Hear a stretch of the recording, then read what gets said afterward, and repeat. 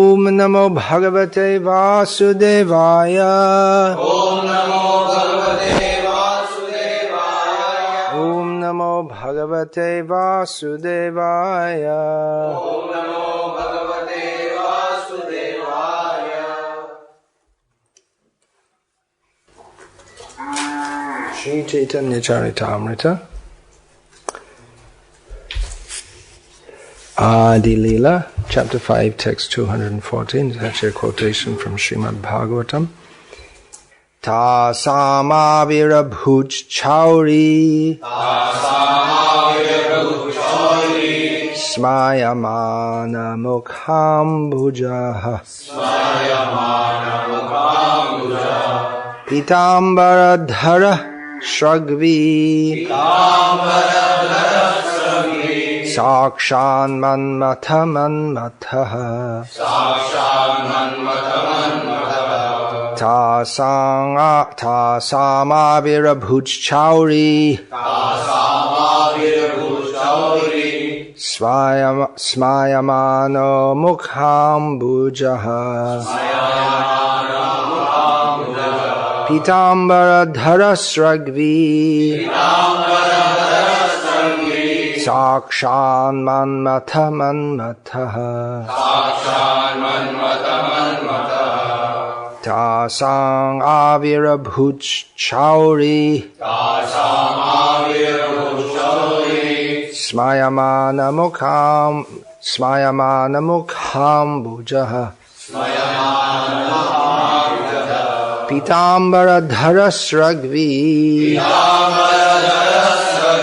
sakshan manmatha manmatha. Translation: wearing yellow garments and decorated with a flower garland, Lord Krishna, appearing among the gopis with his smiling lotus face, looked directly like the charmer of the heart of Cupid. Purport. Again, a very short purport. This is a quotation from Srimad Bhagavatam, chapter 10, 32, text 2. This verse, which we read today, Tasam avirabhut chauri. Tasam, among them, avirabhut, he appeared, shauri, name for Krishna. It's an interesting name in the context of the Gopi Lila. It means it's a Mathura name. It recognizes that he's the son of Vasudeva rather than the son of Nanda Maharaj. So anyway, this is Krishna appearing among the gopis who have been singing about him, and it's just in the prelude to the Rasa description of the Rasa Lila, which we're continuing discussion of from yesterday.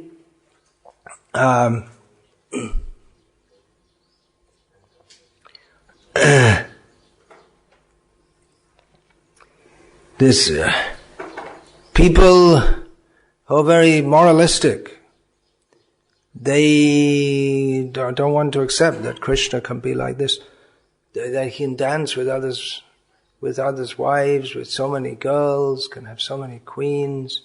To them it doesn't seem right. There may be two kinds of people like this. One is outright envious, and the other is pious, and they believe that religion should promote piety and morals. I mean, that's a standard accepted thing, isn't it? That people think if you're religious, then you should be very good. That's why if some ordinary person commits some crime, some sexual misdemeanor or something like that, it's not considered a very big thing. But if someone who's supposed to be a sadhu does that, then it's considered very bad. And that's true in any religion in the world. People they want to look up to saintly people, sadhus, priests, imams or whatever, as being exemplars of moral behavior. to set an example for others, so we can have faith in them. They're people of God. If you're close to God, then you should be good. And if you're good, then you don't commit sexual mispractice.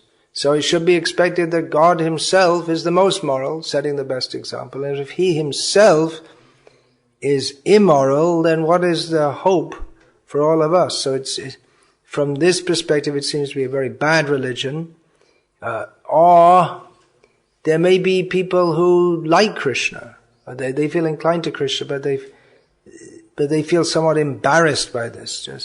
Just like these Brahma Kumaris have this picture. It's well known of baby Krishna holding the globe. And their idea is that Krishna will come back again, but this time he'll only be good. He won't be bad like last time. So it's actually a very offensive idea. But the underlying principle is that we want to be moral and we want to be good, and they just can't work out how Krishna could be bad. Well, that's what happens when you try to understand God with your mind. People conceive of God as the upholder of moral principles. He punishes the wicked and rewards the good. It's a materialistic concept of religion. The idea that we're supposed to live in this world peacefully and enjoy it mutually together. And even God gave the animals, he's so kind, he gave us the animals to kill them and eat them. It's a very perverse idea, actually. The whole idea of morality is be good to men and kill the animals. The idea that God upholds all of this.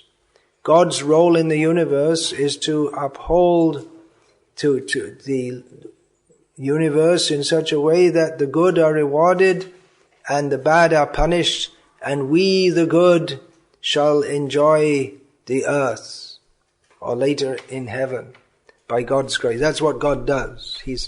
He is meant to make us happy. That's all. And he can stay in the background, and we'll say a few prayers to him time to time, and then he'll be happy, and we'll go on with enjoying ourselves. It's actually a very mundane conception of religion. Very different to the understanding. Can follow English? This boy?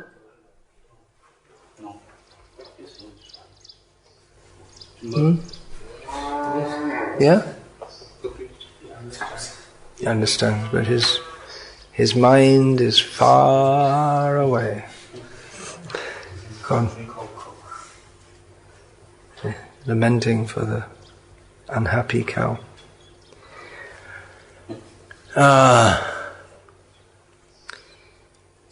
So this is a mundane conception of religion. This discussing the Rasa Lila started yesterday with the first of the Purnimas on which Krishna has his Rasa Lila. Before that we were discussing the idea of serving Krishna birth after birth. I'll get back to discussing that, Krishna willing. But it's very different to the idea that we serve God and then we enjoy, as a result of doing so, we enjoy ourselves eternally. It's very different to the idea that birth after birth I'll be your servant. What's that? I don't mind being God's servant, but just for a short time, and then we enjoy ourselves for the rest of the time. And we respect God, but we're not going to serve him. What's the point of serving him? Where's your reward? What do you get out of it? What's the point? There's a very different conception that we want to serve him on and on and on. Not that we're serving him now and we'll get something out of it later. So he himself is the enjoyer. That is the point. That's what distinguishes him as Krishna, even above the Narayan form. So a very moral. But actually, there's no question of morality or immorality in Krishna. That's for men who are subject to the laws of the universe. But Krishna, he's beyond all such relative considerations. Whatever he does is beneficial for the whole world anyway. But there's no question of good or bad or any such thing. From our perspective there may be, but not for him. So, people who are religious, they're moral, and they think that, well, religion's good because it helps to keep people good. So we can all live here peacefully. Instead of cutting each other's heads off, we'll just cut the heads off the animals, and we'll all live peacefully together. And in fact, there's a very popular series of books in the Western world called Chicken Soup for the Soul. And the idea, the little anecdotes, real anecdotes of people being nice to each other. And the idea, even I saw some of our leaders, they have the book also. So I read one of them in which there was a young boy in America who someone had a horse and he was very fond of that horse. And then the man wanted to sell the horse, but that boy would never see the horse again, and he was upset. And the man came to find out, but the boy didn't have money, so he said, well, how much money do you have? And he said, I only have $24. He said, well, that's enough. And he gave the horse. So practically he gave the horse away to the boy, and that was chicken soup. That means make people feel happy. So the idea is that chicken soup, it's something your mother makes at home and she serves with love and affection to the children, and it's a symbol of loving relationships between each other. But they didn't think that the chicken also had a mother and was the mother to someone else.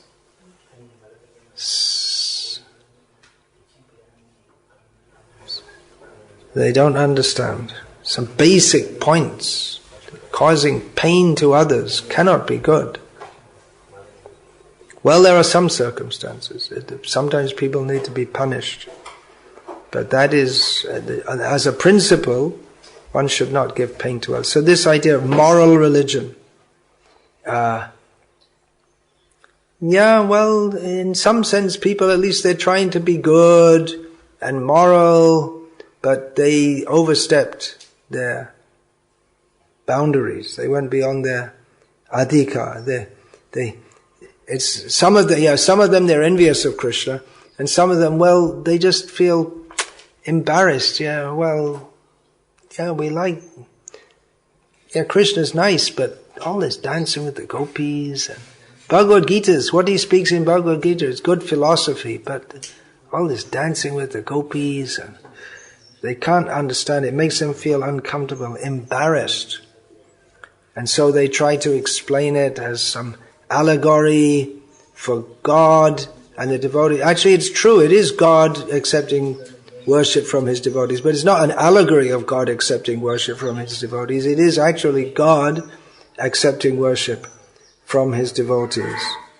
So this idea of moral will be very good. You could say the mode of goodness, the mode of goodness will be very good, will be very peaceful, but Krishna, mode of goodness is also it's a conditioning.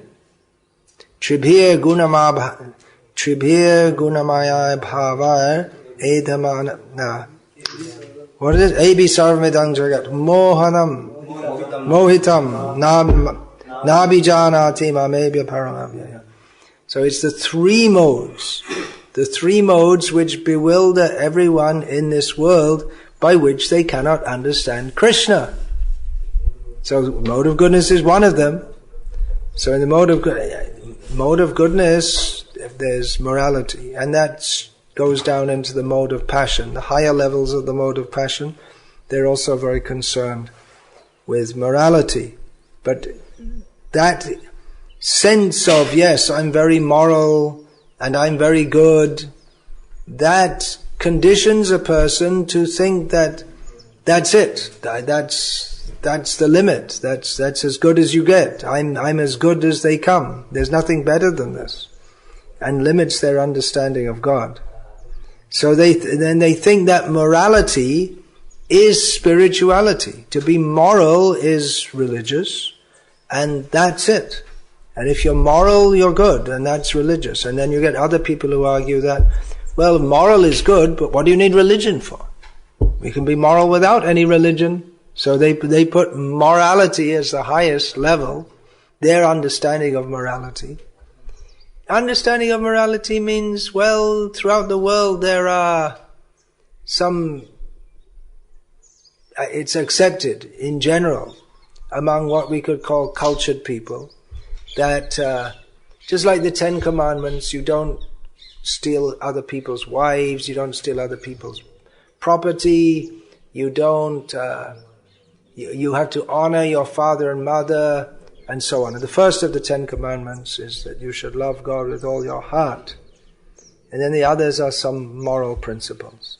So moral principles, that is not spirituality. It's something for helping us to live in this world in an equitable way, in a way that we don't cause others unnecessary trouble as far as possible. So Krishna's Rasa Lila, it's almost like a challenge to materialistic conceptions of religion.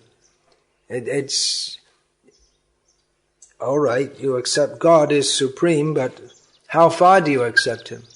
What is your understanding of supreme? You say that God can do anything He likes. Okay, well, here He is doing what He likes.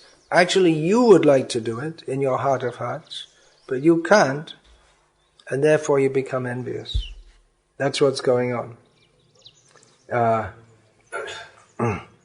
So they think that if at all God appears as a human, they're mostly impersonalists, people who assert this moral idea of God, that God's function is to set the proper standard of morality.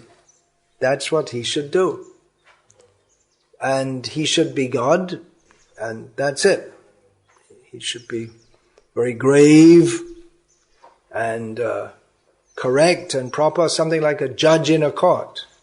Very fair, and not, maybe sometimes a little joke here and there, but in general just very grave and solemn, and handing out pronouncements. The social rules are there, the judge understands them, so he tells someone, all right, you get $10,000 from the government because, just like here in India, someone there's a flood, and then the families of the survivors are given 1 lakh or something for everyone who died, or something like that. So the judge may say, all right, you get this money. To someone else, you may say you're hanged. You have to be hanged for your crime. But he's impartial, and he simply gives out justice fairly, and You generally don't think of God as a very fun-like figure. Who's a fun-like figure? A film star. Shah Rukh Khan must be a fun figure, I guess. I guess you don't know either, I hope. But presumably he dances in movies. That's what movie stars do. So he's a fun figure. But you wouldn't expect to see a high court judge dancing in the streets like that, even on a festival. On a festival like Diwali, he might come out and just do a little bit with his grandchildren or something, but you're not going to see him jumping around ecstatically, because he's a high court judge. He has to maintain his dignity. God should be dignified. But actually, the very fact that Krishna performs Rasa Lila, that's what makes him Krishna. Krishna and Narayana are the same, but still there's a difference. And what's the difference?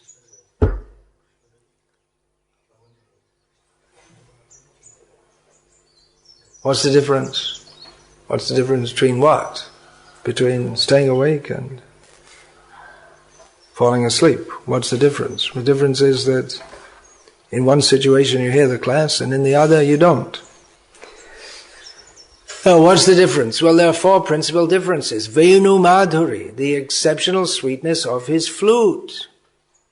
Then Rupa Madhuri, the exceptional sweetness of his form. Then Lila Madhuri, there you go.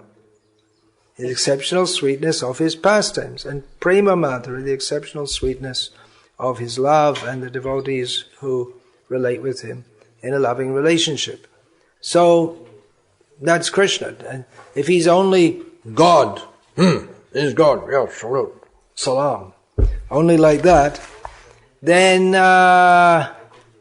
there's not much Krishna Lila left. He can't be a little boy holding on to the tails of the calves and getting pulled around in the courtyard. And when he gets a little older, he pinches the babies and makes them cry. There's no Makanchor stealing the butter, because he's God. You can't steal. He's God. You can't steal butter. And then he can kill all the demons that come. He can do that, but not even that. He'll just have to zoom, send a thunderbolt from his finger. No such thing as it's described when, for instance, Keshi demon comes. Then Krishna ties up his sash and makes sure he's looking nice, because the gopi's going to be watching. So he gets dressed nicely before he goes and kills the demons. So it's going to be a pretty joyless God, but that's the whole conception of, or not conception means our perspective, but that's the reality of Krishna, that he's joyful, that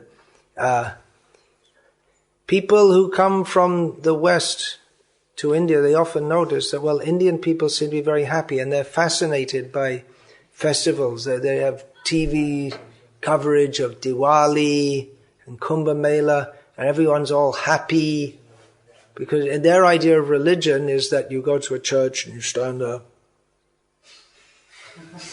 God, give us this day our daily bread. And there's no bliss, that's for sure. Save us from hellfire. It's all very solemn.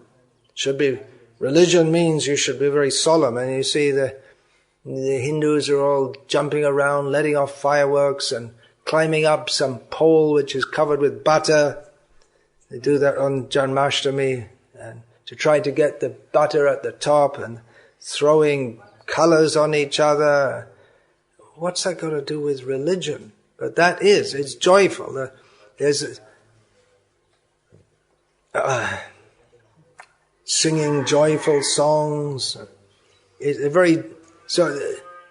a different conception. Actually, people are more happy overall in India. I'd say one reason is because the religion is happy. Whereas in other places, the religion means not allowed to be happy. Don't smile. If we catch the corner of your lips turning up slightly, we'll throw you in hell to burn forever. But with Krishna, he's laughing, and even his friends are making jokes at his expense. That's not possible. But, well, it is. It is. And the example is given of the jester in the king's court. In the king's court, everyone has to be very solemn, but he keeps a jester. Vidushaka is the Sanskrit word. So his job is to make the king laugh. Otherwise it's too boring. And he sometimes makes too tense otherwise all the time. And he makes the other people laugh also.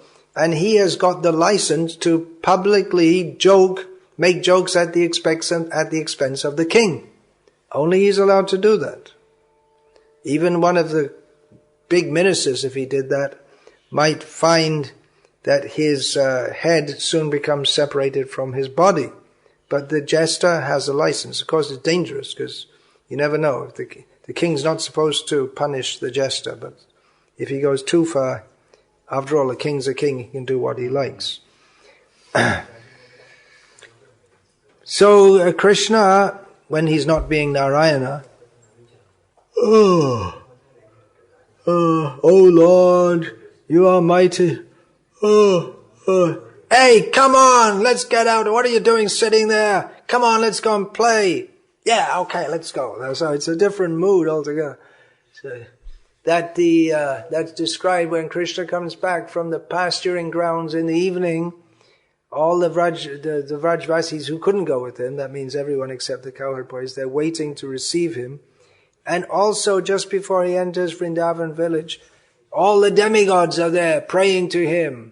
Brahma, Shiva, Indra, Chandra, all making prayers. You are mighty, you are great. And the cowherd boys, they think it's a big joke. And they also bow down before Krishna and say, oh Krishna, you are great. What a lark. Come on, I wrestled him to the ground at midday. He's just an idiot like one of us. That's a way of thinking. Just one of us, that's all. So Krishna likes that. That's described in detail in the beginning of Chaitanya Charitamrita. So he is a God who steals butter and gives it to the monkeys. Why would God do that? Doesn't seem logical. Now we have to be fair and try and understand everyone's religion, but it's really different. Why would God steal butter and feed it to monkeys? What is the reason? There's no reason. He doesn't have to have a reason. It's got nothing to do with cosmic maintenance. It's just for fun, that's all. That's all. It's for fun. That's all. For fun, and then he's happy and everyone's happy. The monkeys are happy, his friends are happy, the elderly gopis aren't happy, but actually they are happy.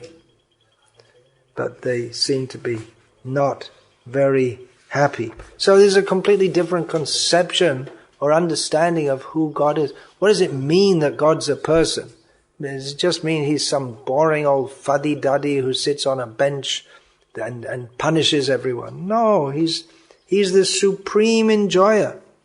And the supreme enjoyment is dancing, which he does as a little baby. The elderly gopis, they clap their hands and little baby Krishna dances. When he gets a little older, he's out in the cowherd pastures with his young friends, young boys, and they're dancing, imitating the peacocks, having dances like that. Peacocks are very expert in dancing. And then he dances in the daytime with his cowherd boyfriends, and many other activities during the daytime, but the night is nighttime, time to time, he has Ras Lila. It's dedicated to that's the pinnacle of dancing. So there are several places in Vrindavan where he does. There are several Rasa Stalis. There's that one in central, what's now central Vrindavan town, in Govardhan, in Sanketa, I believe there is one, and Kaliyahrad, different places Krishna enacts his Rasa Lila. So, when God is not like God, then people who or not like people expect God to be is, then it might cause them some dismay. So actually to understand Krishna's Rasa Lila actually requires a lot of understanding of the science of God, Bhagavat Tattva Vijnana, scientific knowledge of the personality of Godhead, as described in Srimad Bhagavatam. So this description of the Rasa Lila comes in the 10th canto, after 9 cantos of establishing that Krishna is the supreme enjoyer. And then again in the 11th canto, there's so much philosophy to substantiate this, and even within the 10th canto also. So from our perspective, we're trying to understand it, but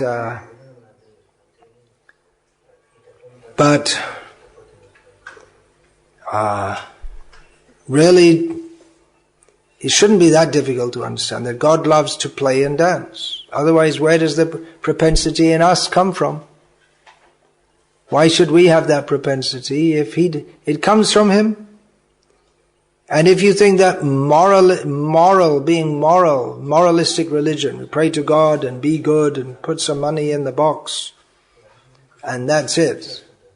If you think that's the highest, then there's no sweetness in God. There's no beauty, there's no charm. There's no playfulness, there's no dancing. It's just boring old God.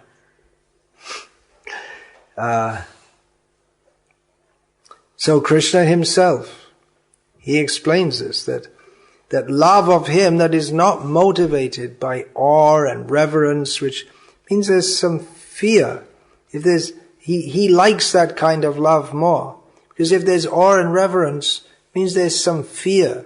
It may not be exactly, in Vaikuntha, there's some element of fear. They're not afraid that God's going to punish them, but they're afraid that, I have to be very careful how I deal with him, because otherwise it's not proper. So that kind of fear. It's not that they're afraid they're going to be thrown in hell forever, but it's a fear of overstepping the grounds of proper behavior. So we have a description which Krishna himself gives of the kind of love that he likes. This is Srila Prabhupada's translation of Chaitanya Charitamrita, Adi Lila, from the 4th chapter. All the universe is filled with the conception of my majesty, but love weakened by that sense of majesty does not satisfy me. If most people would think, well, I'd be satisfied if everyone was praising me. I'd be very happy. You are great. You are wonderful. You are big. Yeah, okay, I'd be very satisfied. In fact, why don't they do it? Well, they don't do it because you're not God. Well, if you do it to God, then he should be satisfied. But Krishna says, no, it doesn't satisfy me. If one regards me as the Supreme Lord and himself as a subordinate, I do not become subservient to his love, nor can it control me. This may seem a strange concept. Why should God want to be controlled? Read on. In whatever transcendental mellow my devotee worships me, I reciprocate with him. That is my natural behavior. In whatever way my devotees surrender unto me, I reward them accordingly. Everyone follows my path in all respects, O son of Pritha. If one cherishes pure loving devotion to me, thinking of me as his son, his friend, or his beloved, regarding himself as great, and considering me his equal or inferior, I become subordinate to him. Devotional service rendered to me by the living beings revives their eternal life. And then quoting again from Bhagavatam, Krishna speaking, O my dear damsels of Vraja, your affection for me is your good fortune, for it is the only means by which you have attained my favor. Then, back to the Bengali verse. Mother sometimes binds me as her son. That's what we're celebrating this month. She nourishes me and protects me, thinking me utterly helpless. My friends climb on my shoulders in pure friendship, saying, what kind of big man are you? You and I are equal. If my beloved consort reproaches me in a sulky mood, that steals my mind from the reverent hymns of the Vedas. Just like someone is praising the king, and they're going on and on, different people coming and praising the king, and meanwhile the queen comes from behind and says, "How long are you going to? Why don't you come and see me? You've been sitting here in this cot all day listening." And it's her. Okay. he has people are praising him. It's going on, but the queen, I'm coming soon. I want to be with you actually. Then we can joke and laugh together. But he's some duty to listen to the praises of the citizens. So, continuing. Taking these pure devotees with me, I shall descend and sport in various wonderful ways, unknown even in Vaikuntha. I shall broadcast such pastimes by which even I am amazed. The influence of Yoga Maya will inspire the gopis with the sentiment that I am their paramour. Pure attachment will unite us, even at the expense of moral and religious duties, known as dharma. Destiny will sometimes bring us together and sometimes separate us. What is that? Destiny? Destiny? God's subject to destiny? It's not easy to understand. Can be understood from the perspective of rasa vichar. Rasa vichar. There's rasa and rasa. Rasa means the flavor that's experienced, and rasa means, it's a different word. Rasa means the circular dance. So a different word. That's why I'm trying to get all of you to get your us as us and ours as ours, and not mix them up, because you can change the meaning. Destiny will sometimes bring us together and sometimes separate us. I shall taste the essence of all these rasas, and in this way I shall favor all the devotees. Then by hearing about the pure love of the residents of Vraja, devotees will worship me on the path of spontaneous love, abandoning all rituals of religiosity and fruitive activity. So God wants you to give up that moral religion. That seems what he says. The worshipping on the path of spontaneous love, giving up the rules of morality.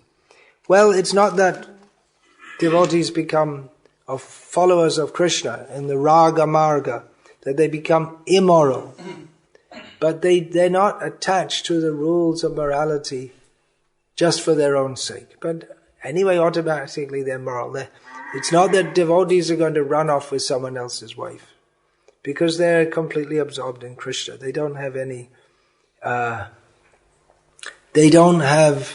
any mundane desire, because they're completely enchanted by Krishna's spiritual desires, serving Krishna's spiritual desires. So the idea of worshipping God as a father or a mother, that is not as high as the concept of becoming the father or mother or lover of God.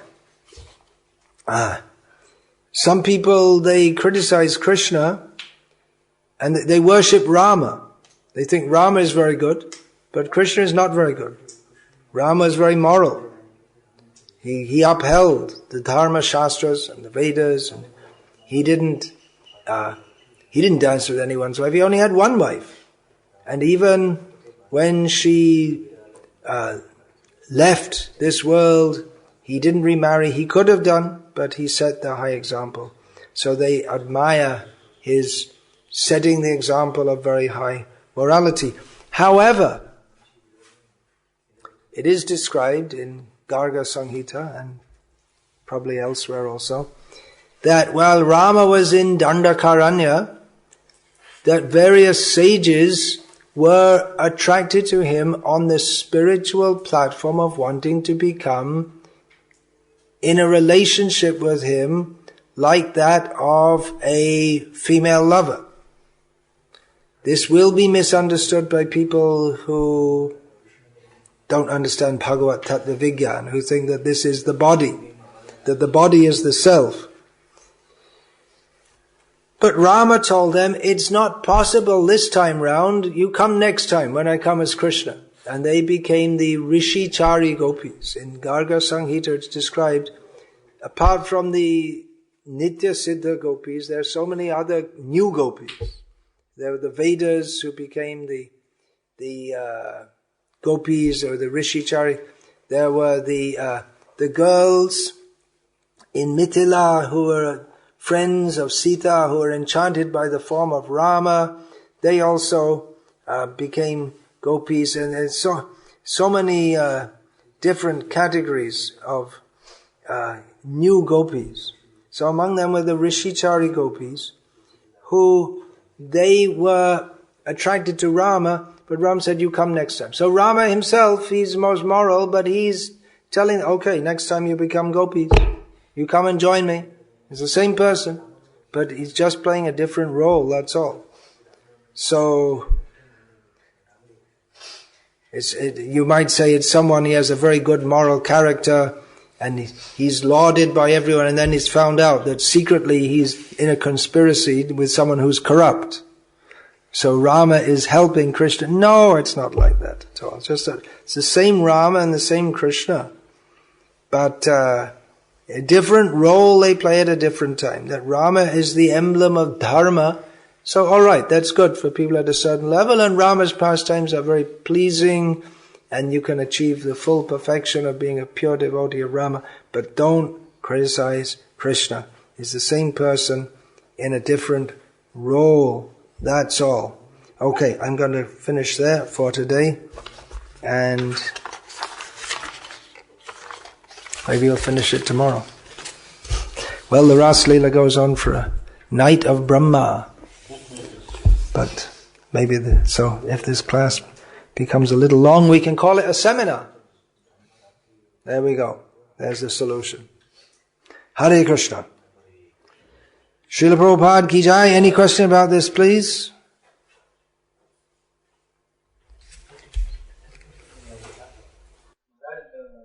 Will it be right to say that among all the leelas that Lord Krishna performs, Rasa Lila is the most dearest? The Rasa Lila is the dearest of Krishna's pastimes. Yeah. It's generally considered the pinnacle of all the pastimes. There is one comment of Bhaktisiddhanta Saraswati where he says that actually the midday meeting at Surya Kund, that's the highest, but that's recorded in one of his lectures or something like that, but there's no elaboration on that.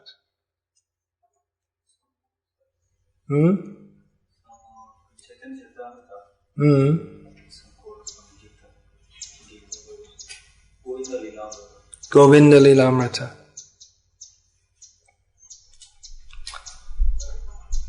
And it can be taken as a taste also, because for the elderly gopis, those that are on the level of Mother Yashoda, for them the topmost lila is when Krishna steals butter from them, or when Krishna takes the form of their son and then they feed him directly. So it's a matter of taste also, but as stated in Sri Chaitanya Charitamrita, Jai Jai Rosh Mane Saravotam, something like that. According to whatever mood you have, you think that that's the best. But still, it says after that, but still, if we do a neutral consideration, we can say that the Madhurya Ras, that of the sweet love of Krishna, especially with the gopis, that's the best. And within that, Rasa Lila is considered the ultimate manifestation of happiness. When the living entities they go back home, back to Godhead, and they start serving in their constituted position. So how they can join Krishna and Rasa dance? How can the living beings join Krishna in the Rasa dance? They have to serve in their constituted position. Well, not everyone is a gopi.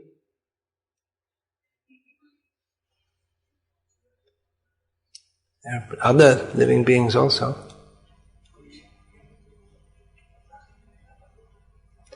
You learning Telugu? Is that Telugu or Kannada? Oh, I see. It's Telugu. If you're going to spend more time here, you might as well learn Telugu. It's the same script and it's a similar language, is it? Pretty similar. It's 95% the same script, isn't it?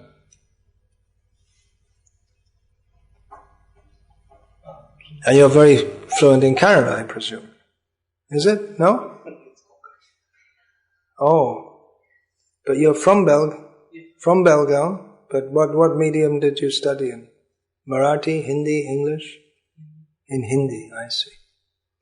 And in Belgaum town, it's mostly Marathi spoken, is it? As the local language. Or Hindi as Marathi and Kannada. I see.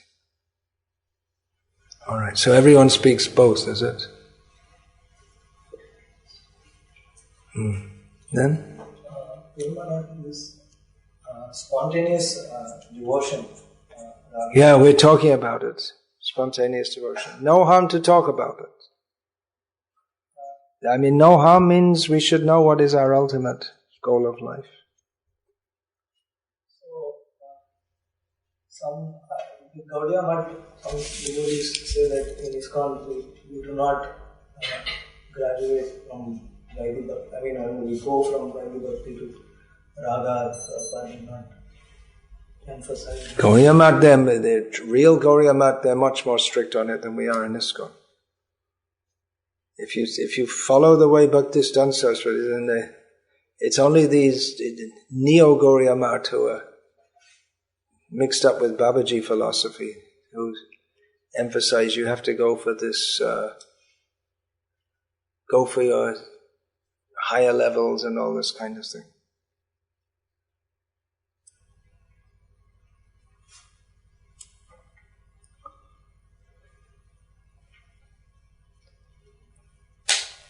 Yes, but go carefully. Fools rush in where angels fear to tread. I quoted that yesterday.